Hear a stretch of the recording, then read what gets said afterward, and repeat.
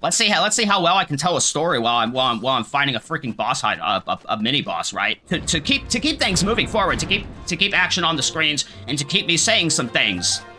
Whether those things are utter nonsense or not, you know, that's really the RNG of it. My Savage Lineup will broke too. Oh, I don't have a single. Oh, all right. Here's how we're gonna do this. I'm gonna do this. I'm gonna do this, and I'm gonna do this. This would be amazing if I could like actually add. Whoa!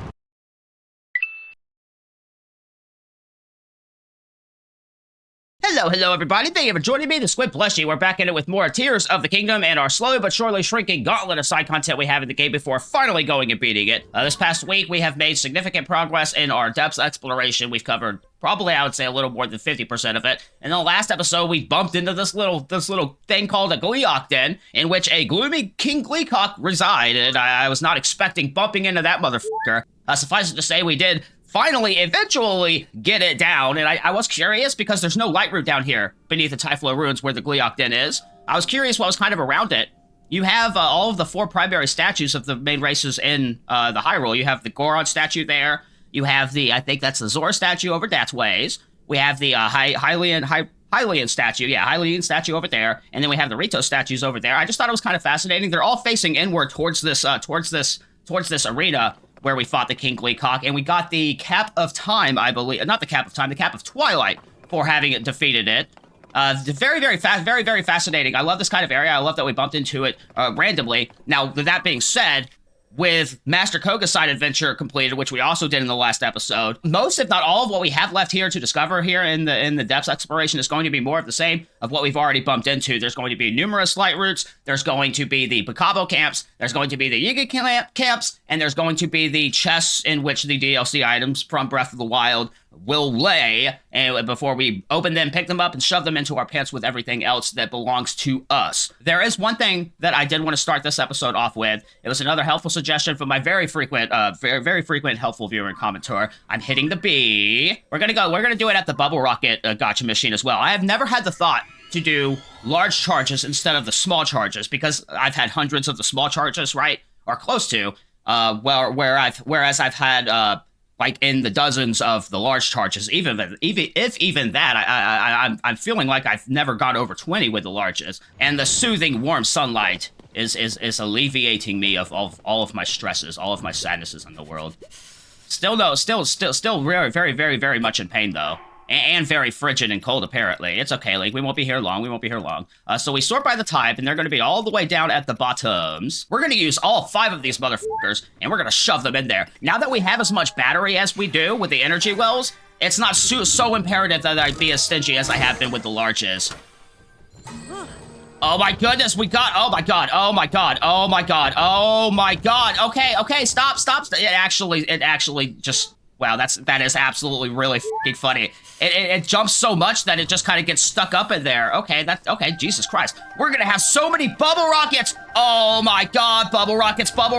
Oh my shit. There's more in there! There was more stuck up in there! It did actually stop itself up! Oh my god, how many bubble rockets do we have? How many bubble rockets is that shit? Oh my god, I'm so happy. We have 29 f***ing bubble rockets.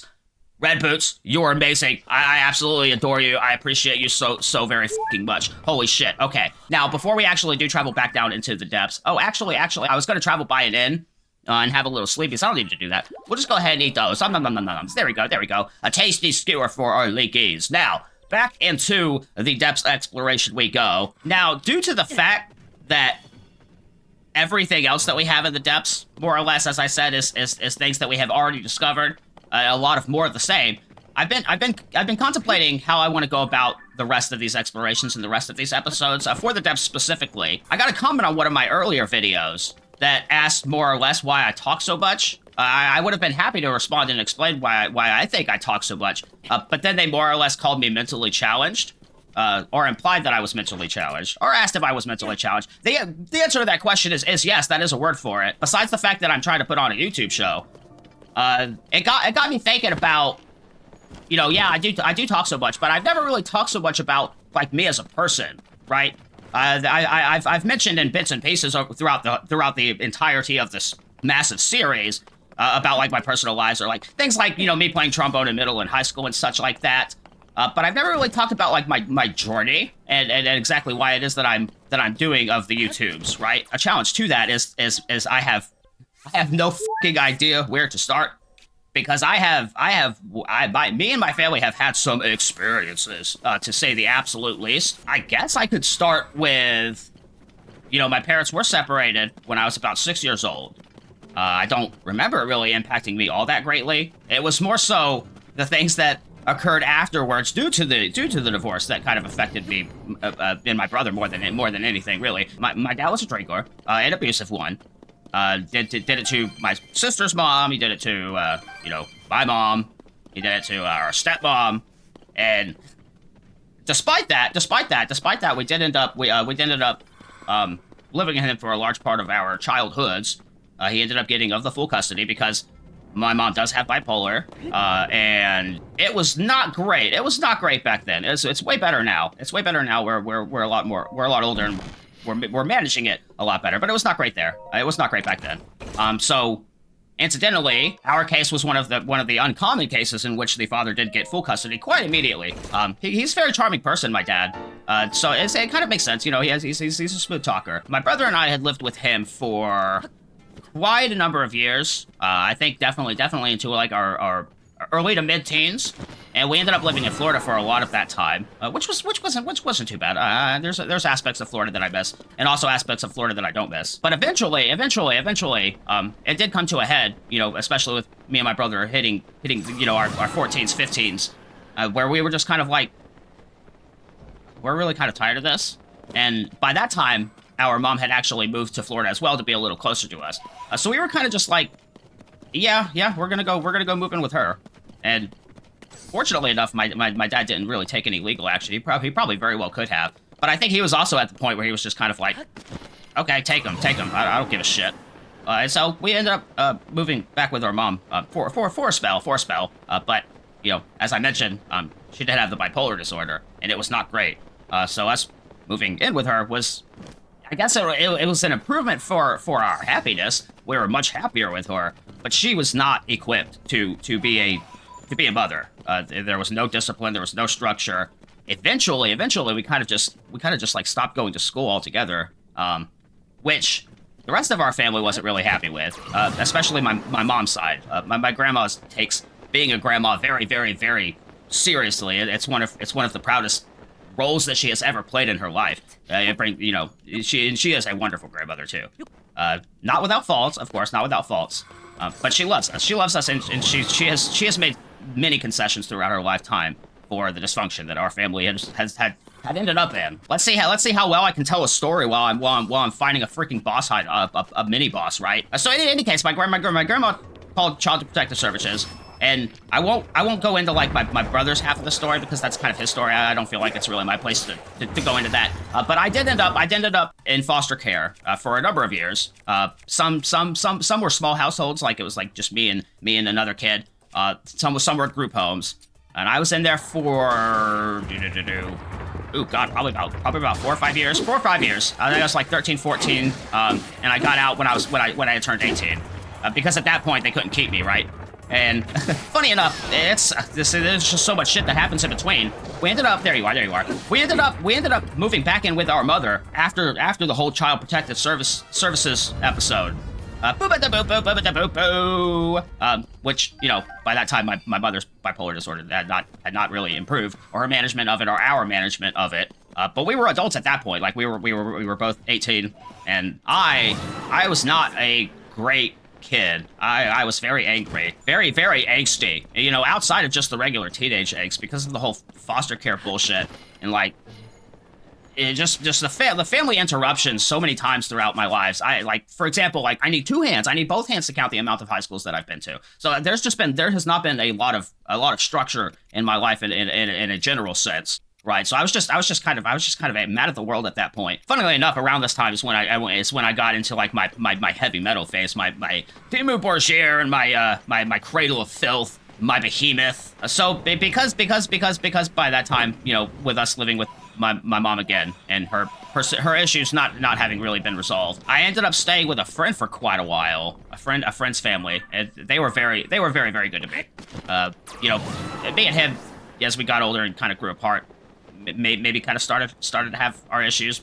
But I don't know. I still, you know, looking back, I appreciate both my friend, his mom, his dad, his sisters, like everyone that kind of just put up with me while I was staying there. In the state that I was, as I said, I was not a happy person. I was not a very happy person. It was around this time that I was staying with my friend that I ended up getting my first job, and because of my issues and the kind of just very indifferent, bitter person that I was, I really didn't appreciate it. I didn't respect it. I was very irresponsible. It's super embarrassing to go. Oh, don't! I ran directly into that. I'm so stupid. It's embarrassing. It's embarrassing. What the f? I was on the other side of you. How did you even hit me through your own body?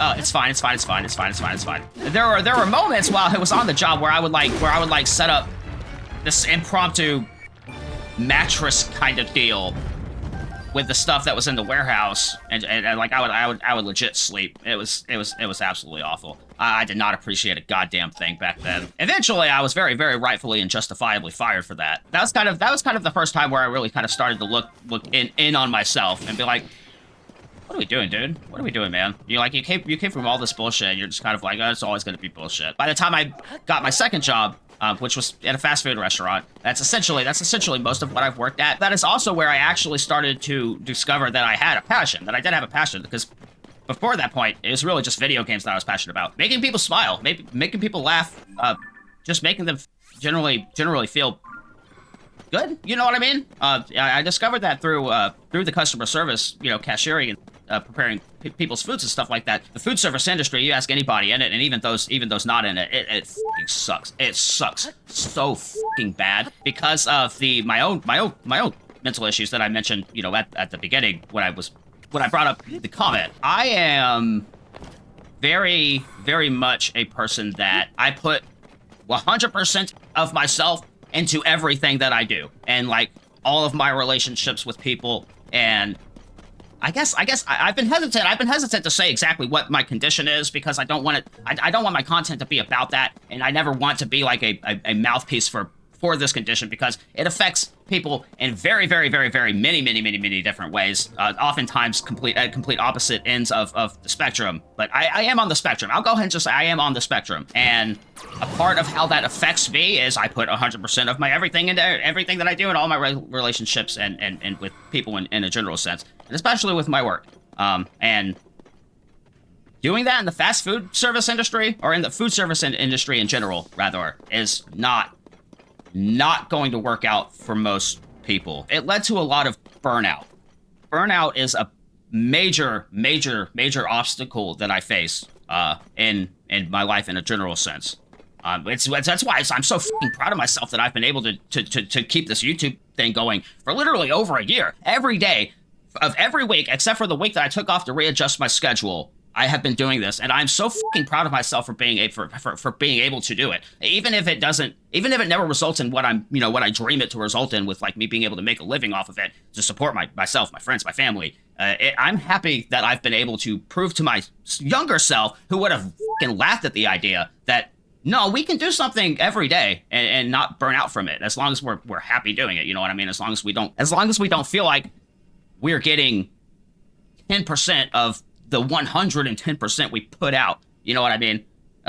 We'll stop there for the time being, because I am going to go ahead and hit up this Coliseum. And I'll apologize for those who do think I talk so much, but again, it's a fucking YouTube video, and I'm trying to put on a show, so I'm trying to be entertaining. And Dead Space, objectively speaking and statistically speaking, is awful for YouTube videos. And the number one advice that I've seen suggested to new time YouTube creators is cut the dead space. You sit there for 10 seconds without saying a goddamn thing. Cut it out. It's bad. The average human attention span, I believe, is around 10 seconds. That is incredibly fucking short. So that is kind of why I've formatted my content to be fairly quick paced and with fairly frequent jump cuts to keep things moving forward, to keep action on the screens, and to keep me saying some things, whether those things are utter nonsense or not. You know, that's really the RNG of it. My bow broke. Oh shit. Oh Oh, this is gonna be set on fire. That's okay though. I don't really want to hold on to it for too long, anyways. Why did you don't? Okay, we're okay. We're okay. I'm gonna slap. My bow is burning on my back. Flurry rush, go! I saw you winded that up. Oh, no. And, oh, god damn. Yep. I shouldn't have taken that last swing. But I did anyways. It's okay. There you go. And now we have a silver remaining. Okay. That's okay. We're good. I'm kind of looking at losing hearts as a silver lining. Because now I have more hearts, more empty hearts of, god damn it, why read you side on and such? My swallow bow broke. We are down to the one savage lino bow. I have got to restock on bows as soon as I can. I don't know when that's going to be. I really don't want to have to pick up like these spiked boko bows and Lizzo bows and shit that they're using down here. And wait, don't block, there we go. Oh my god, I barely got that off. Whap. And it is of the Duns. I do believe that is the Mabu Coliseum completed. Oh, no, oh shit. Oh my god, okay, never mind. We're doing what we did with the Horriblins. That's okay, because I have the perfect things for you guys. Where are yous? Oh, there you is. Oh, because of the fucking Elden. God damn it, hate. Okay, well, that sucks. Well, that's not going to work. What about a time bomb? We haven't tried a time bomb. Let's try a time bomb. Yeah, that still goes off. What? Oh, no, come back, guys. No, you have to come towards my bombies, please. Oh, we got some. I'm gonna do it again. We have 40 of these fuckers and we have 53 arrows, so why the f not? Go, savage, blind elbow, 5-arrow shot, go! Oh, that's not doing a lot of damage, though. All right, we'll start doing the whappies. I'm gonna flurry rush. I did it too early. Flurry rush. I blocked. It's okay. Whap. I have nothing. There we go. Oh, no, god damn it, guys. I was about to do an awesome flurry rush. Oh, that's fine. I appreciate you ragdolling in for me, Sage's friends. Thank you so much. Macabo Spakes. Where's the other one? I'm coming for you, Mabo. And oh, nope, never mind. Oh, you are presenting for your spankies. I see. Thank you so much, Mabo. Bing. Let us go. What kind of previously DLC item are we gonna get for this? Let us see. Zant's helmet. Oh shit. The ruthless usurper king of the Twilight Realm wore a helmet much like this one. It's a rather rare find. I guess that makes sense. We did get Midna's helmet as well, so okay, it makes sense. I appreciate that. So back to what I was saying. I appreciate those of you who are interested, and have sat through this very disjointed and scatterbrained telling of the very footnoted version of my experiences in life. Thus far, the average length that I've been able to work through the fast food industry is about 3 years. About 3 years before I get to a point where I ideate a lot, and sometimes more than that. And suffice it to say, after about 15 years of trying that, about 12 to 15 years of trying that. Hello, Catty Jabius with the light roots. I'm going to give you the high five slappies of the telepathies. And you are going to illuminate, an even larger chunk for us. I see another bit that's kind of closed off, too. Oh, that's making me kind of nervous. Oop. Please give me back my agency. I want to look at my maps and move around. Thank you. My family was legit like, bro, this ain't working, man. This ain't working. Like, and my mom, this is a heavy moment. Trigger warning for those that might have, have similar experiences and don't want to be put in that kind of emotional state. My mom had to watch me accelerate my vehicle into a big-ass tree at, like, 40 miles an hour. Not good. My family at that point was like, this is not working, man. This was around the time that I had been bar backing for about a year, I think. About a year. Essentially, what it starts to feel like to me is like, I just can't anymore. I just lose energy. I just lose the energy. I lose energy, and I'm like, I don't know. It's just really hard for me to put into words the kind of feeling that I have. It's like if you've ever had like a really long day at work. A lot of us have had that. A really long, hard day at work, and you're just really tired. Imagine that, but it's like you didn't work. It's like you had a day off, and now you're to go back to work, but you feel like you've already. I think that's the best way that I could probably kind of. Oh, that was awesome! I did that completely accidentally.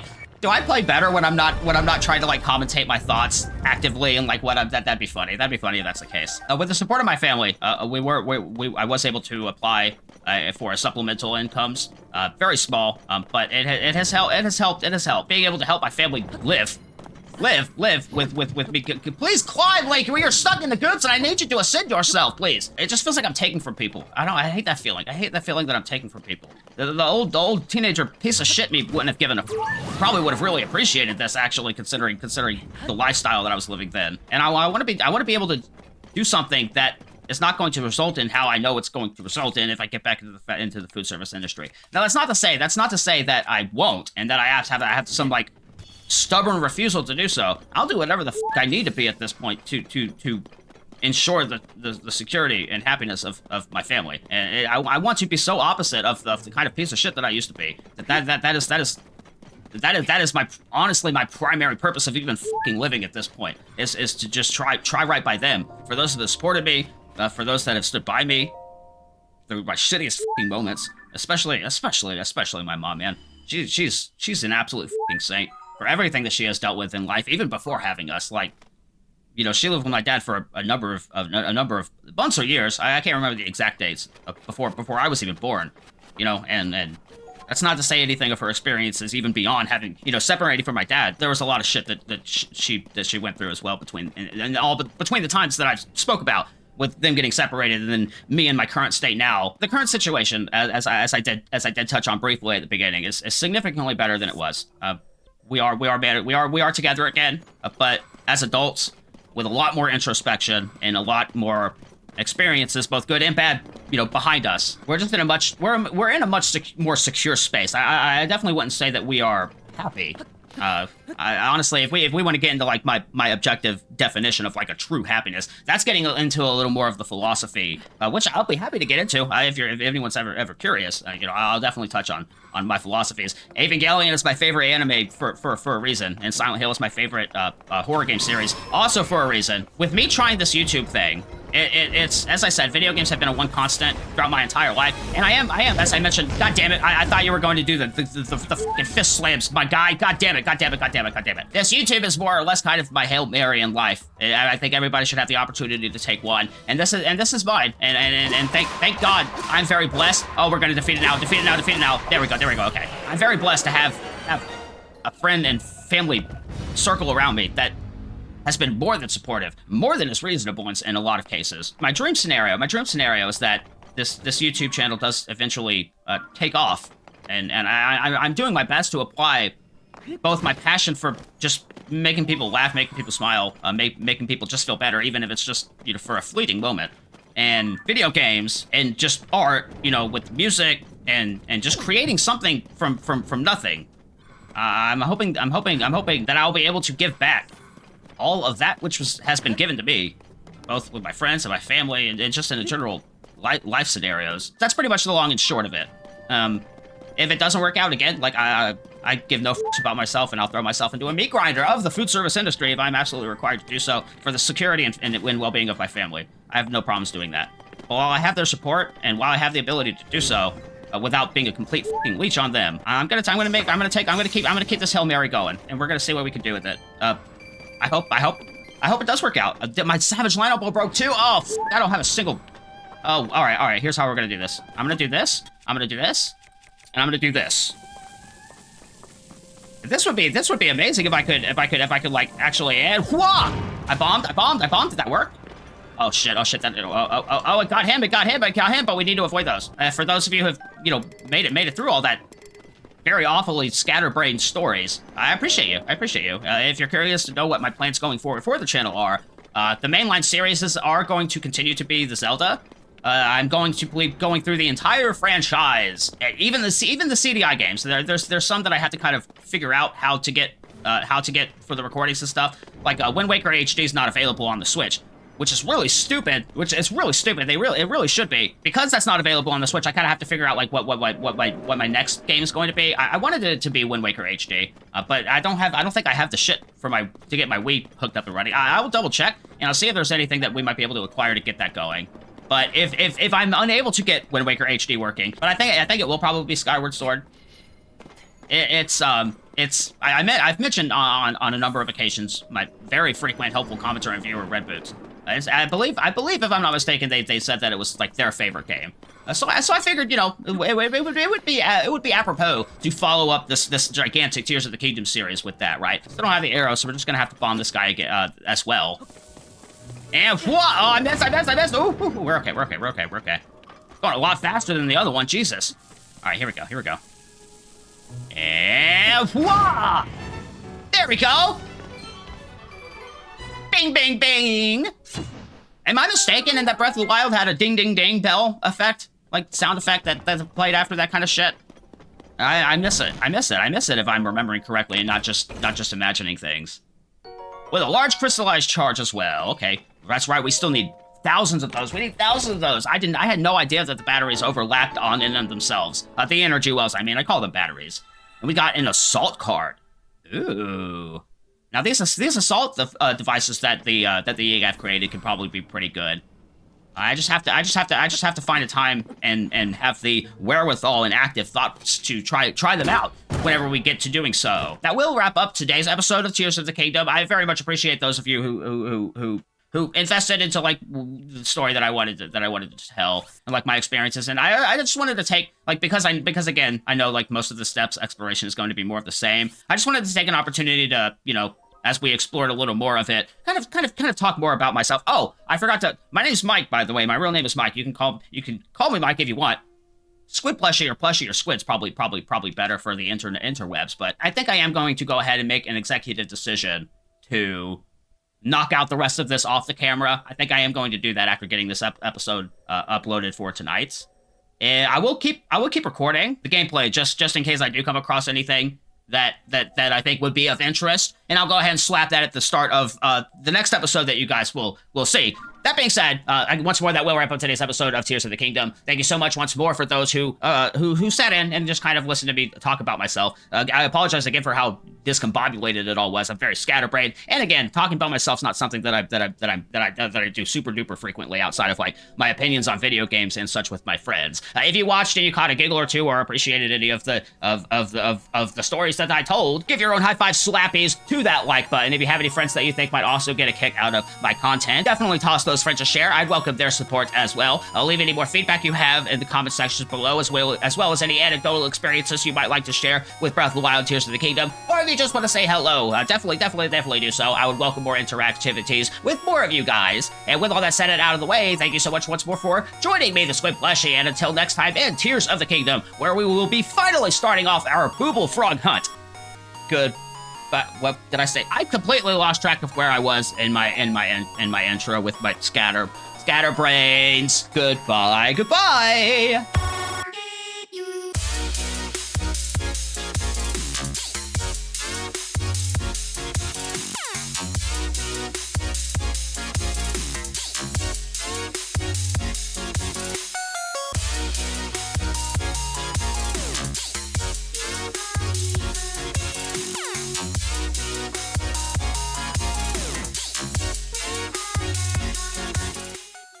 We wah, and we wah, there it is.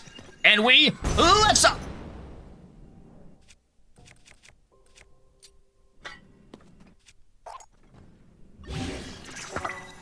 And we lifts off. There we go.